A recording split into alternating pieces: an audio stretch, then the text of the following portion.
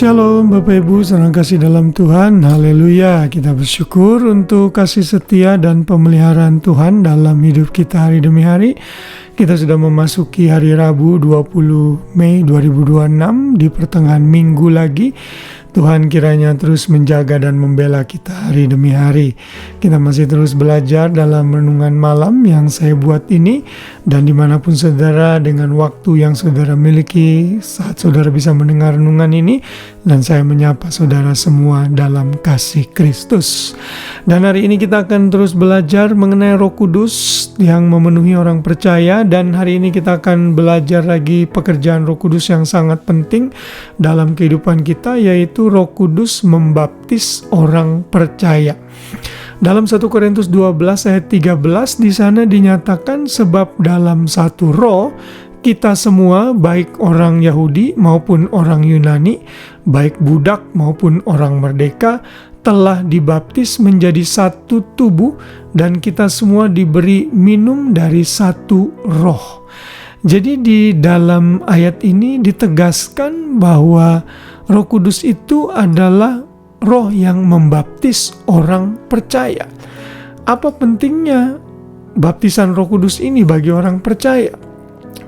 Baptisan Roh Kudus ini sangat penting karena di dalam baptisan orang percaya yang dilakukan oleh Roh Kudus ini menyatukan seluruh tubuh Kristus. Jadi setiap orang yang lahir baru, lalu Roh Kudus masuk ke dalam hatinya, dia berdiam, lalu dia membaptis orang percaya. Pada saat itu ia masuk ke dalam satu tubuh Kristus, sehingga orang percaya itu bisa menjadi satu di dalam Tuhan. Tidak masalah dia itu dari suku, status sosial, budaya, ras, gender, atau apapun, semuanya lenyap dan semuanya disatukan di dalam Kristus. Karena itulah Galatia 3 ayat yang ke-28 juga menyatakan, dalam hal ini tidak ada lagi orang Yahudi, orang Yunani, tidak lagi ada hamba atau orang merdeka, tidak ada lagi laki-laki atau perempuan, karena kamu semua adalah satu di dalam Kristus Yesus. Kolose 3 ayat 11 juga menyatakan, dalam hal ini tiada lagi orang Yunani atau orang Yahudi, orang bersunat atau tak bersunat, orang barbar atau orang skit, budak atau orang merdeka, tetapi Kristus adalah semua dan di dalam semua dan di dalam segala sesuatu. Jadi saat kita menerima Yesus sebagai Tuhan dan Juru Selamat, sejak saat itu pula kita dibaptis oleh Roh Kudus karena kita masuk ke dalam tubuh Kristus. Kalau kita tidak dibaptis oleh Roh Kudus, itu berarti kita berada di luar tubuh Kristus. Kalau kita berada di luar tubuh Kristus, berarti kita belum lahir baru, kita belum orang percaya, karena kita berada di luar tubuh. Lalu baptisan Roh Kudus ini juga memberikan kuasa kepada kita untuk melakukan banyak perkara dalam hidup ini, terutama dalam hal penginjilan. Sehingga kita dimampukan untuk memberitakan Injil dengan berani, seperti para rasul. Dan di gereja mula-mula dalam Kisah Rasul 1 ayat 8 dinyatakan, bila Roh Kudus turun ke atas mereka, mereka akan menjadi saksi-saksi Tuhan di Yerusalem, Yudea, kemudian sampai ke ujung-ujung bumi. Dan ini menggambarkan bahwa Roh Kudus dalam kuasa yang mendiami orang percaya tersebut dan membaptis orang percaya, maka Roh Kudus inilah yang akan memampukan kita untuk melakukan pemberitaan Injil dengan efektif.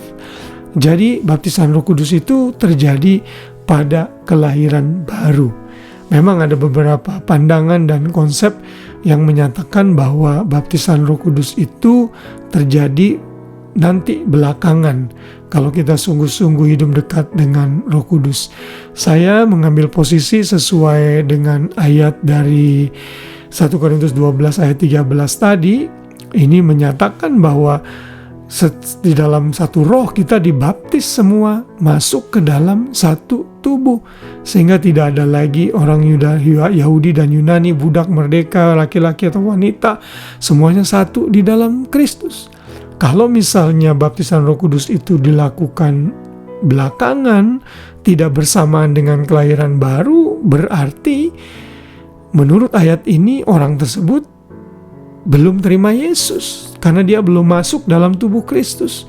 Ya, karena itu baptisan Roh Kudus harus terjadi di awal, dan itu terjadi pada saat seorang menerima Yesus, membuka hati, lalu pada saat itu juga Roh Kudus itu mendiami. Dan pada saat itu juga Roh Kudus membaptis orang tersebut sehingga ia masuk ke dalam satu tubuh Kristus. Nanti di hari-hari yang lain kita akan belajar lagi hal-hal yang sama juga. Pada saat lahir baru, Roh Kudus juga bukan hanya mendiami, bukan hanya membaptis, tapi dia juga mengurapi. Dia juga akan menguduskan, dia juga akan memeteraikan. Lalu Roh Kudus juga akan memenuhi orang percaya. Jadi baptisan Roh Kudus itu sebenarnya terjadi sekali dan untuk selamanya kalau dia sungguh-sungguh lahir baru tentunya. Kalau dia gak sungguh-sungguh lahir baru, Roh Kudus itu tidak pernah berdiam pada awalnya sebenarnya. Saudara, kiranya firman Tuhan ini memberikan kita pengertian bahwa Roh Kudus itu ada di dalam kita dan dia sudah membaptis kita ke dalam tubuh Kristus sehingga kita bisa memuji Tuhan bersama-sama, memuliakan Tuhan, dan kita punya kuasa untuk memberitakan Injil karena Roh Kudus ada di dalam kita.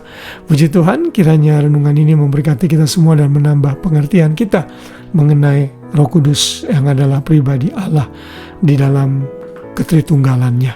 Puji Tuhan, selamat malam dan selamat beristirahat. Tuhan Yesus memberkati kita semua. Shalom.